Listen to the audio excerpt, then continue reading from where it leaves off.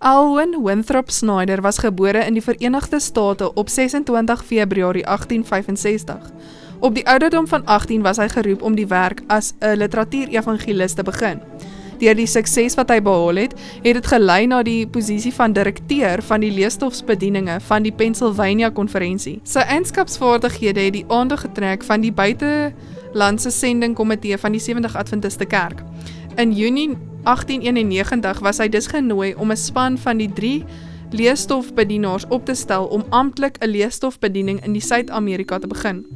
Snyder, toe 26 jaar oud, het toe 2 ander jong enkellopende mans gekies, A.B. Steyler, 32, en Claire Nallen, 26, om hom in die poging te help. Snyder en sy medewerkers het na Suid-Amerika gegaan en 'n pionier geword vir die Seventh Adventiste Kerk in verskeie Suid-Amerikaanse lande. Snyder het ook oorgeneem as sendingveldsekretaris en uitgebreide reise dwars deur Suid-Amerika onderneem. In 1901 het Snyder gefokus om die boodskap in Paraguay te preek toe hy gehoor het dat daar 4 sabbathouers was.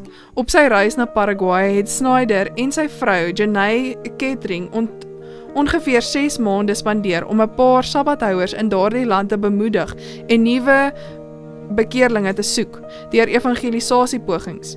In een van sy verslae bespreek hy die vreugde daarvan om 5 nuwe lidmate te doop. Snyder het vir ongeveer 14 jaar in Suid-Amerika gewerk, totdat sy gesondheid swak geword het. Hy het nooit sy krag herwin nie en het op die ouderdom van 54 gesterf en 'n erfenis van moed en baanbreker gees agtergelaat. Snyder het in geloof gesterf, sonder om die resultate te sien van sy bediening en het bely dat hy 'n vreemdeling en pelgrim op aarde was. Hy sou verbaas gewees het om te weet dat daar nou meer as 2,6 miljoen Adventiste in Suid-Amerika was in 2022 en om Snyder en ander te vervang wat leesstofbediening in hierdie terrein gedoen het, is daar nou meer as 2000 voltydse LE's en ongeveer 10,000 student LE's in Suid-Amerika.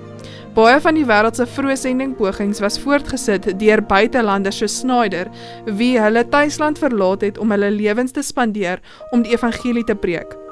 Nou is dit ons beurt om wat ook al nodig is te spandeer om sendelinge te wees en om sendelinge na ander dele van die wêreld te neem in dankbaarheid vir wat eens namens ons gedoen was. U belofte van offergawe wat 'n gereelde persentasie van die inkomste is, behalwe die 10de, indien versprei soos voorgestel deur die gekombineerde offergaweplan, sal alle sendingsinisiatiewe befonds, plaaslik, in streke en internasionaal. Mag ons begeertes laaste stel en God eerste.